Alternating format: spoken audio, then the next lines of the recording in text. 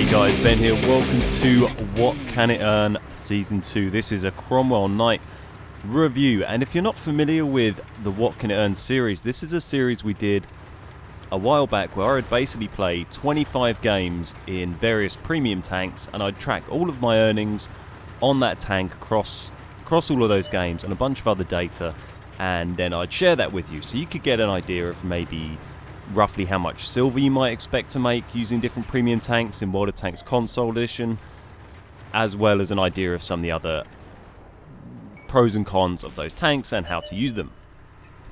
Today we're looking at the Cromwell Knight, and we've decided to just change around how this is going to work a little bit. Rather than just last time it was kind of there was music and clips of all the kills and stuff, this time we're going to make it a little bit more gameplay focused so you can see the ups and downs of the Cromwell Knight, how it performs in game, what situations it's strong in, what situations it's weak in, and it's going to be a bit more of a review type thing, as well as covering that silver earning stuff. So I've played my 25 games in the Cromwell Knight, and I'm bringing you some highlights from those. This is one of those games. I think this is the top earning silver game, or one of the top earning silver games, and there's a couple of other highlights I'm going to show you throughout this video as well.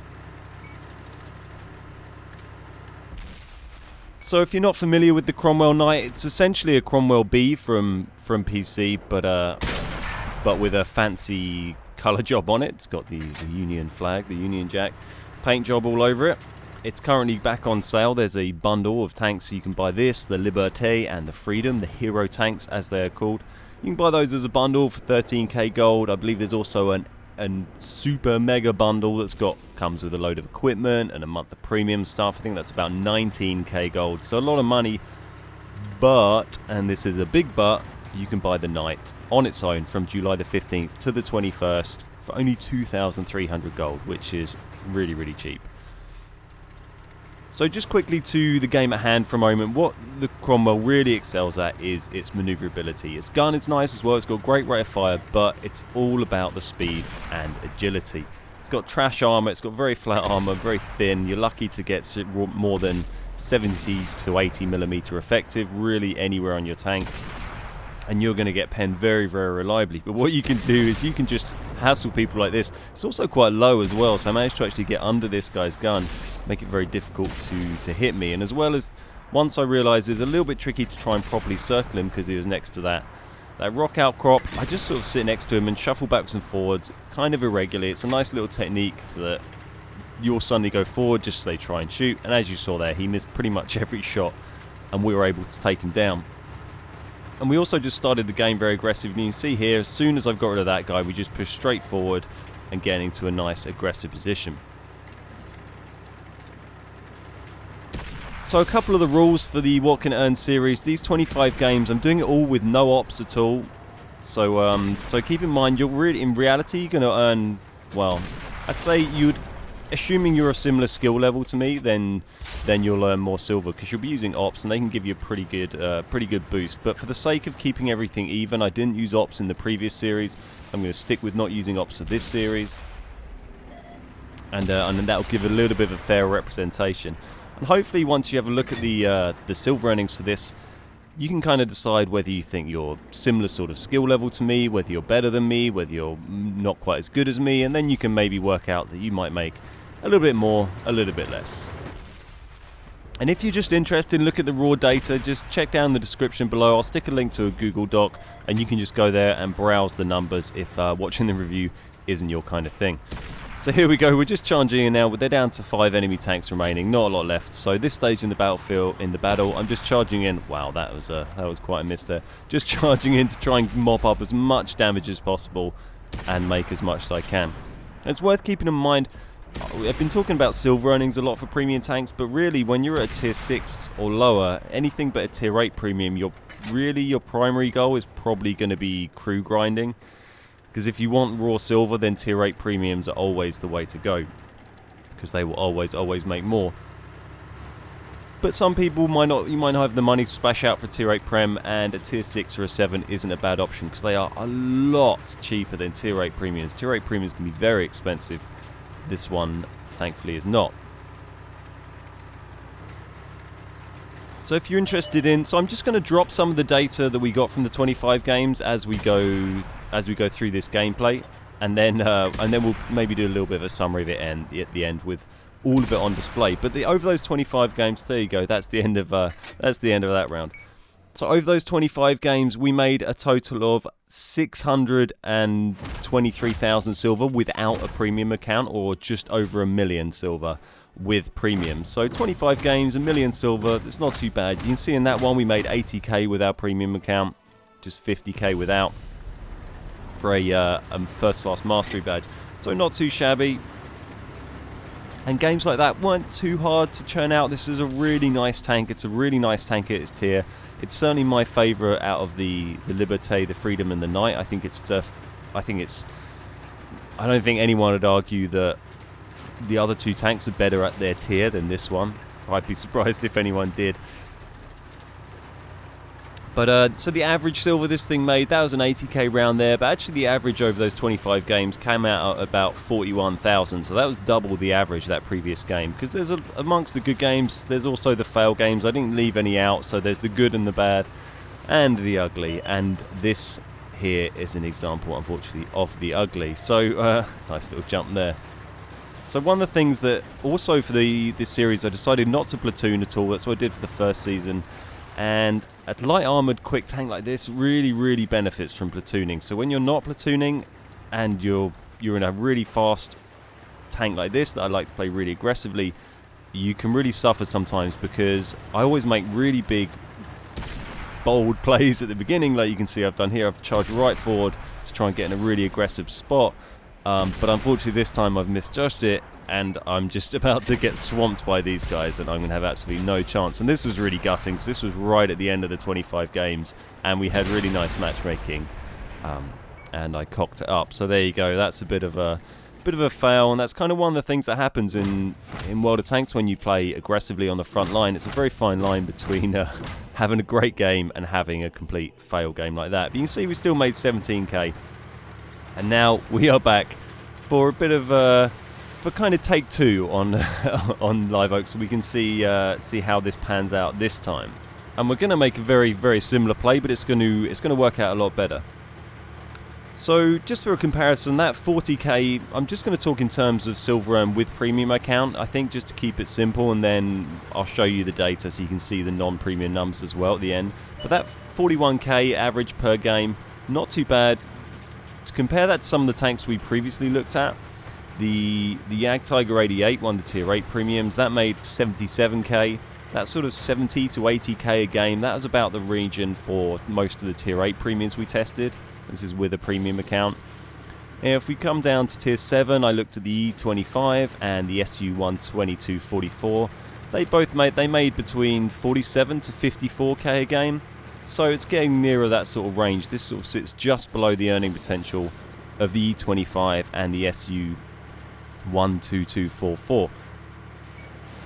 Now, I haven't previously tested any tier 6 ones, so I couldn't quite get a gauge a great comparison there, but we did test one, and the only one we tested at tier 5 was the Panzer 5.4, the Ram Panzer, which is hideously OP, and made nearly 50k on average per game, so made a lot of money. And I don't really it's not really a good comparison, because that tank is so ridiculous.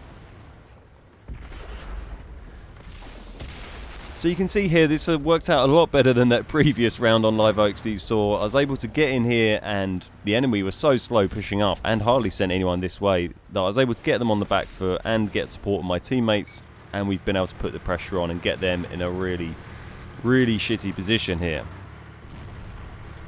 So some of the other interesting things from this data, it's certainly probably just about the least bouncy tank that I looked at. I didn't track the I haven't checked out what the bounces were on the E25, but I wouldn't be surprised if that thing managed to bounce more than this, because it really didn't bounce a lot. I think the highest block damage game I had in the 25 was 465 damage, and that was the next highest was 240.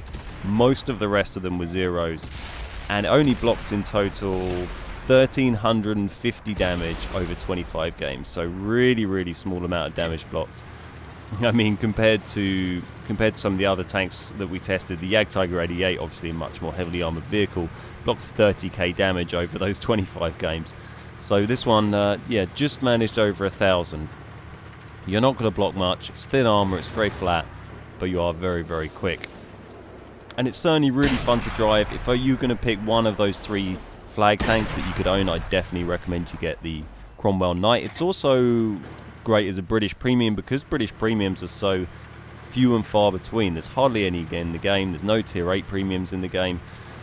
And if you need something to train up your British crews, then really this is pretty much essential, unless you really, really like driving that slow beast, the Tog.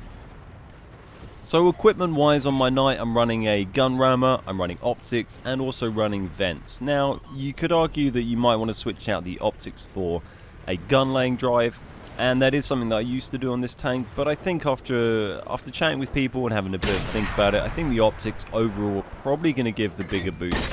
I think most of the time I'm shooting at people in this tank tends to be very close range when I'm circling them, and aiming speed isn't normally too much of a concern. I think that boost of spotting range you get by using optics is going to give you more silver, it's going to give you more XP, and it's going to give you a good edge on the battlefield.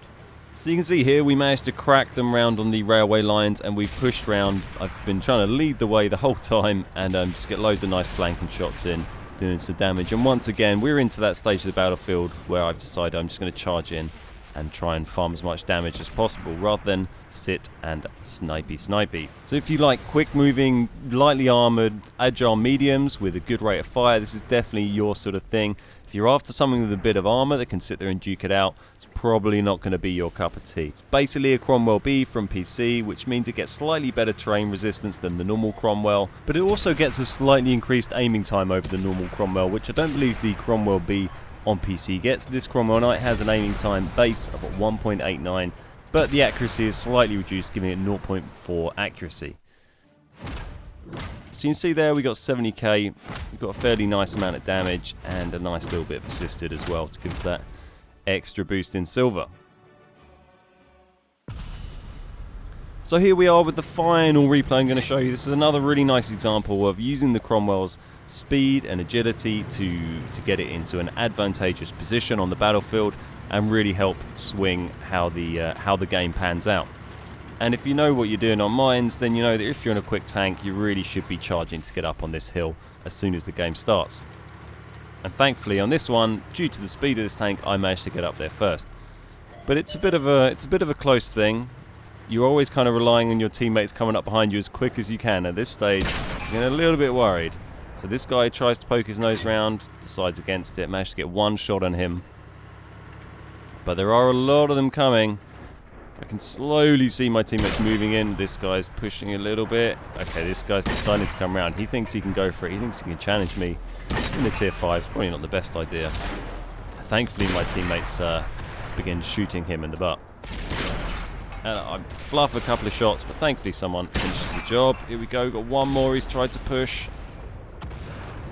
Damages my ammo. Get great attempt, desperately trying to repair it. And I'm on very, very low health.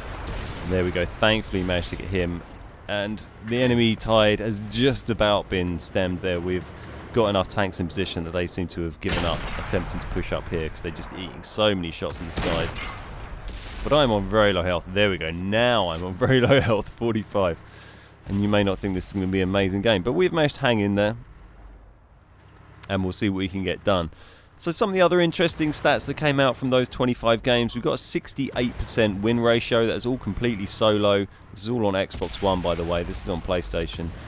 So yeah, really pleased with that win ratio. I think the highest single game we had was, have a look down, I think it was that 80k year. It's 80,000 that first game. I didn't have any crazy good games, but had a few decent ones. So that 80k, that was a 1800 base XP game. I think that's pretty much as high as it went base XP wise. There was a 1700, a 1500, but the actual average base XP over all of those games was 889. Which does get dragged down quite a lot by a few of the losses. We also managed, I also tracked my finishing position on the leaderboards for all those games and came out an average of 3rd. There was so many firsts in that. It's a really powerful tank for its tier. Really, really dominated. Also did 46 kills over the 25 games, which is the 2nd highest out of anything we've tested before. I think only the Ram Panzer came higher, which got 67, which is frankly pretty ridiculous. But there's a tier 5, a massively OP tier 5 at that. But it beat the E25, it beat the Jagdtiger 88, it beat the IS-6 for kills. And did a fairly respectable amount of average damage for a tier 6 medium at 1,154. Not too bad, not too bad. So you can see by taking that hill there and just managing to survive, we really, really helped our team out there. We managed to dish out quite a lot of nice damage. We managed to lure some people to attack me who ate side shots, and we managed to put some side shots back in return in some of the guys who were facing our team. Now I also had a little look at the silver earnings per hour and per minute and that kind of thing that you could make. So I tracked the total length of each battle from when I started the game up until when my tank was destroyed. So it's total amount of time spent playing that tank, plus 60 seconds for loading in and that kind of thing. Now, over an hour of gameplay in the Cromwell Knight with a premium account, I was able to make 476,000 silver with premium, or 287,000 without premium. So that 476k figure, that kind of lines up pretty well with what I got in the E25 and the SU 12244. It's actually slightly higher than both of those, and it's only beaten slightly by the Ram Panzer. And it's maybe a little bit below the tier 8s. The tier 8 premiums were more around the sort of 650,000 silver per hour, that sort of mark, whereas this is down around just under 500k. So not a huge difference, and for the gulf in price of how much gold and most tier 8 prems it's going to cost you, it's not too big a difference really. So there we go, that's the end of that one. We did 2,000 damage, we've got a high caliber and a sniper, and a nice 70k silver in the bank. So there you go, that's our little What Can It Earn review of the Cromwell Knight on WoT Tanks console edition. It is back on sale July the 15th to the 21st on its own for 2,300 gold, and it is available now in the bundle, so go and check that out. I do recommend this one. It is a really nice one. It's one of my favourite premium tanks in the game, and like I said before, the British line of premium tanks is so limited that you really need to take advantage of the good ones when they are available. So there you go, that's the Cromwell Knight. It made 1 million silver over 25 games. That's an average of 40,000 silver per game with a premium account, which is slightly over half what I was making in some of the tier 8 premiums that I tested recently. So the difference is pretty significant. The Jagdtiger 88 made nearly 2 million over 25 games. This one made just over 1 million. So there's quite a big difference in your silver earnings in these tanks. But also keep in mind that tier 8 games tend to go on quite a bit longer. Those Jagdtiger 88 games took on average almost a minute longer than the Cromwell Knight games, which is why that silver per hour figure is quite a lot closer than the total silver over 25 games. So if you want to look at the raw data, just check out the description down below. And if you found this video useful at all, feel free to hit that like button and subscribe to the channel if you're not already. Thanks very much for watching, guys. My name is Ben, we are the Beard Guys, and I'll see you next time.